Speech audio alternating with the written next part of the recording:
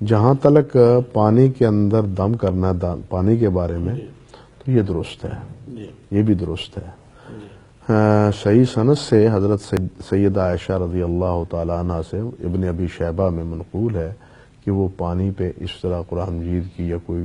دعائیہ کلمات پڑھ کے دم کر کے وہ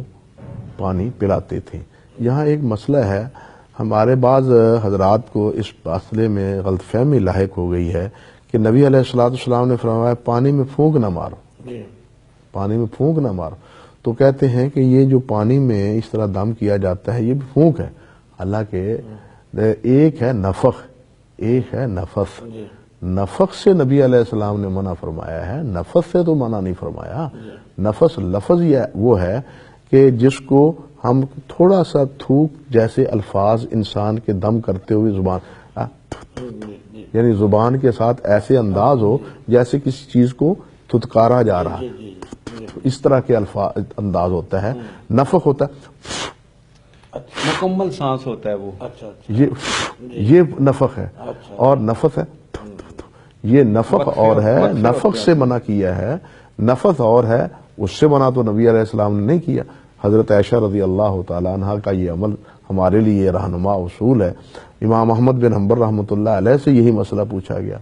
انہوں نے بھی اس کے جواز کا فتویٰ دیا، اور بلکہ وہ کرتے تھے پانی میں دم۔ امام احمد بن حنبل رحمۃ اللہ علیہ ان کے بیٹے ابو عبداللہ فرماتے ہیں، اور یہ ذکر بھی کیا ہے ابن جوزی رحمۃ اللہ علیہ نے مناقب میں بھی، اور ان کی جو اصلہ کی کتابیں ہیں ان میں بھی موجود ہے۔ حافظ ابن قیم رحمۃ اللہ علیہ نے زاد المعاد میں تو اپنی آپ بیتی ذکر کی ہے،